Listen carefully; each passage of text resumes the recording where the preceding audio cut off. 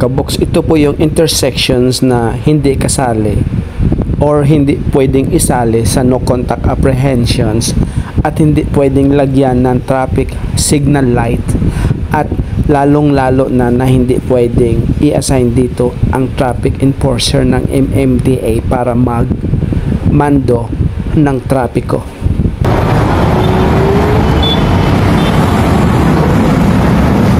Ito ay bikutan intersections na matatagpuan ito dito sa South Luzon Expressway na kinasasakupan po ng Parañaque City, and almost boundary na din po ito ng Taguig na kung saan ay tinaguri ang the most complicated intersections in the Philippines.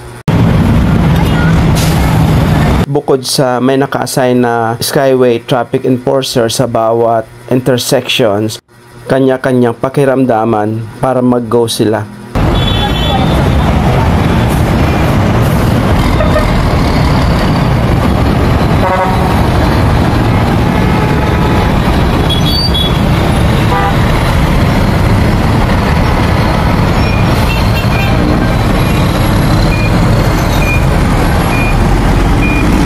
Hindi po biro ang mag-control ng trapiko dito po sa intersections na ito at gawa ng napakadaming point of exit and entry point.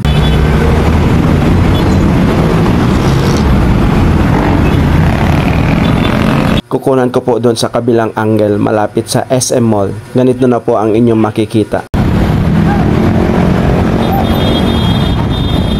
Kanya-kanyang pakiramdaman po yan. Itong kotse at saka itong jeep ay hindi po pwedeng umusad sila at nadaan po itong mga to.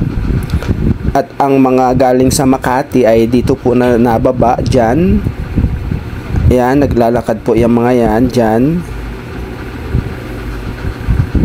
At ito namang mga motor na to, pakiramdaman din. Ayan, nakago na sila. Meron ding traffic enforcers na naka-assign dyan sa mga intersections na yan. Ito sila, oh. Hindi po nagbabanggaan yan, mga kaboks, ha.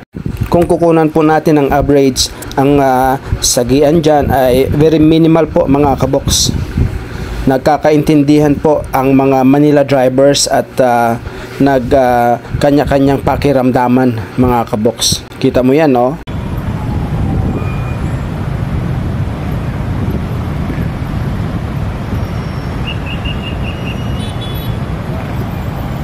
Dito pa lang po yan, mga kaboks, sa west side nitong bikutan intersection. Sa mamaya-maya pupuntahan po natin yung east side naman. Grabe no? Ang gamit lang nila flashlight, oh.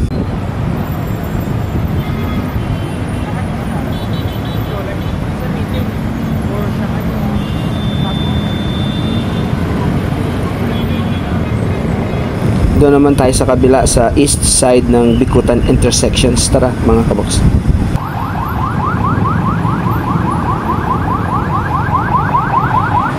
Galing po ng Tanyag yan, papunta ng South Luzon Expressway, papunta ng Better Living, papunta dito ng Taytay or C6, at ito namang mga motor na to ay papunta naman ng Sukat East Service Road, at ito naman ng ambulance ay galing sa South Luzon Expressway na papunta naman ng Taytay, Rizal.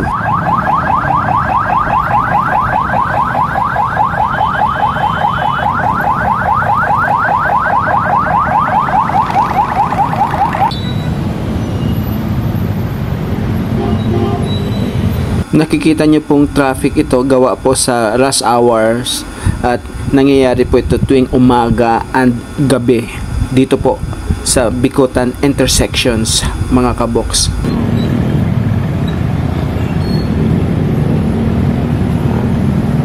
Ang malaki pong pinagkaiba nito sa Sukat intersections ay dito sa bikutan intersections ay mayroon po ditong SM malls, nandito din po yung tinatawag nating release ng tren, nandito din po yung DOST or yung Camp Bagong Diwa na kung saan ay PNP National Capital Region headquarters, at nandito din po yung papunta ng C6 or Taytay, Antipolo, Rizal, kaya ganito po kadami ang sasakyan dito sa Bicutan intersections, or tinaguriang the most complicated intersections in the Philippines. Ito po ang Bicutan intersections, mga kaboks.